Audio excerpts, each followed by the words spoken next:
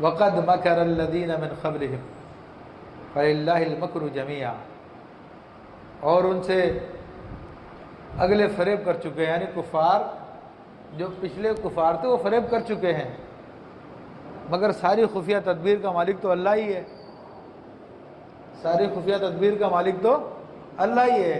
یعنی اللہ سے تم فریب کر سکو گے؟ اس سے تو کچھ چھپا ہوا ہی نہیں ہے، اس سے کیسے فریب کر سکتے ہو؟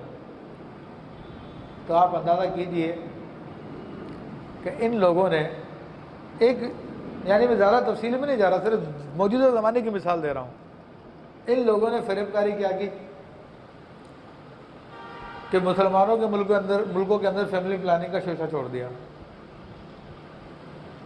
اور ہمارے یہاں پر ہماری حکومتیں ان سے ڈکٹیشن لے کر ہمارے لوگوں کو گمراہ کرنے کے لیے، ہمارے لوگوں کو کفار کی سازش میں انوالو کرنے کے لیے ٹیلی ویژن پہ اشتہارات چلائے، 2 بچے خوشحال کرانا، اور اس قسم کے ان لوگوں نے اشتہارات دیے، اور وہ غلط چیزیں جن سے اولاد کے اندر کمی کی جا سکتی ہے ان کے سینٹرز جگہ جگہ کھول دیے کہ یہ پلز استعمال کرو، یہ کنڈمز استعمال کرو، فلاں استعمال کرو، اور ان کو عام کرنے کی بہت کوشش کی، یہاں تک کہ وہ میں تھر گیا تو میرے سے ادھر ایک بورڈ لگا تھا جنگل کے اندر، یعنی آبادی جنگلوں میں ہوتی ہے، یہ ایک جگہ تھی وہ بالکل بارڈر کے پاس تھی، ہندوستان پاکستان کا بارڈر، اور باقاعدہ وہاں سے پاکستان کی چوکی بھی نظر آ رہی تھی،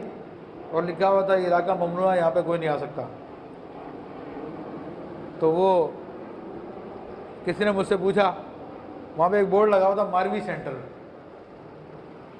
انہوں نے پوچھا کہ ماروی سینٹر کیا ہے یہ؟ مجھے بھی نہیں پتا تھا ماروی سینٹر کیا ہے۔ تو میں نے کسی سے پوچھا، کہا کہ حضرت یہ فیملی پلاننگ والے لوگ ہیں جو یہاں پہ بھی بچوں کو فیملی پلاننگ کی تعلیم دے رہے ہیں۔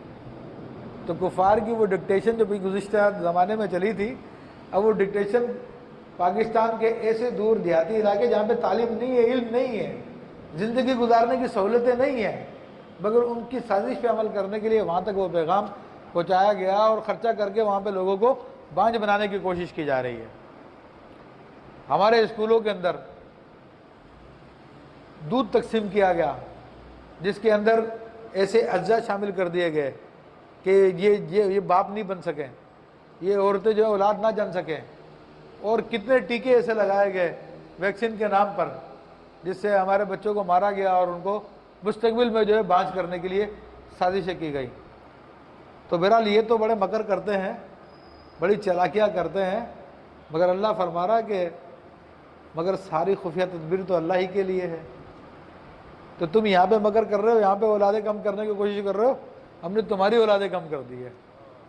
اب یورپ کا جو حال ہے میں نے آپ کو بتایا، اب ان لوگوں نے دیکھا کہ اب تو سارا معاملہ ختم ہو گیا، ذرا پانی پہ تمام حضرات درود پاک پڑھیے۔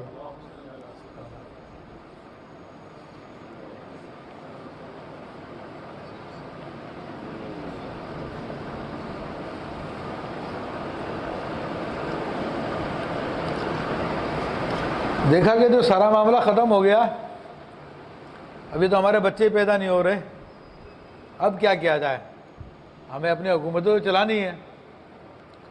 تو انہوں نے پھر ایک بڑا خفیہ قسم کی چالاکی کی جس کو اکثر ہمارے لوگ نہیں پہچان سکے۔ ان لوگوں نے افغانستان پر، ترتیب وار عراق پر، شام پر، یمن پر جنگیں مسلط کر دی، اور وہاں کی مردوں کو عورتوں کو ختم کرنا شروع کیا،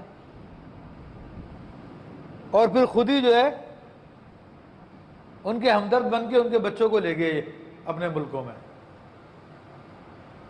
اب لاکھوں کی تعداد میں افغانی یورپ میں بسے ہوئے ہیں، یہ بچے یہاں سے لے کے گئے، شام کے جتنے بچے وہ سب انہوں نے آپس میں تقسیم کر لیے، یمن کے بچے آپس میں تقسیم کر لیے، عراق کے بچے آپس میں تقسیم کر لیے کہ ان کو لے آؤ اپنے یہاں پہ پالو، ان کو کافر بنا دو، پھر یہ ہمارا کام چلتا رہے گا، اور دنیا کی نظر میں ہمدرد بن گئے۔ حالانکہ مارا بھی تمہیں ہے، تم ہی لوگوں نے مارا ہے، تم ہی لوگوں نے ساری سازش کی ہے۔ افغانستان پر جو 50,000 ٹن کے جو بم گرائے وہ کس نے گرائے بھائی؟ یونین نے گرائے نا، اتحادی فوجیوں نے گرائے نا۔ عراق کے اوپر جو ظلم و ستم کیا وہ کس نے کیا؟ تم ہی نے کیا نا۔ شام پہ جو کر رہے ہو وہ تم ہی لوگ کروا رہے ہو، یمن میں کروا رہے ہو تم ہی لوگ کروا رہے ہو۔ لیکن دوسری طرف سے ہمدرد بن کے آگے کہ ہم تمہارے بچوں کو پال لیتے ہیں، ہم تو بڑے انسانیت کے ہمدرد لوگ ہیں، انسانیت کی خدمت کرنے والے ہیں۔ مگر پیچھے سازش کیا تھی کہ جو اپنی آبادی ختم ہو رہی تھی اب اس کا نعم البدل کیا کریں؟ ان مسلمان کے بچوں کو لے آئیں اور ان کو اپنا بنا دیں۔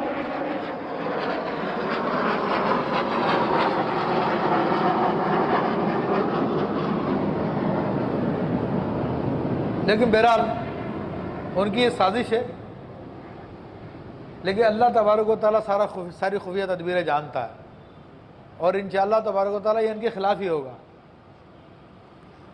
تو اللہ تعالیٰ فرماتا ہے یعلم ما تکسب کل نفس، اور جانتا ہے جو کچھ کوئی جان کمائے، یعنی جو کوئی شخص بھی جو کچھ کر رہا ہے وہ سب اس کے علم میں ہے۔ تو یہ کفار جو تم مسلمانوں کے خلاف سازشیں کر رہے ہو، جو چالاکیاں کر رہے ہو، تو اللہ کو سب کچھ پتہ ہے۔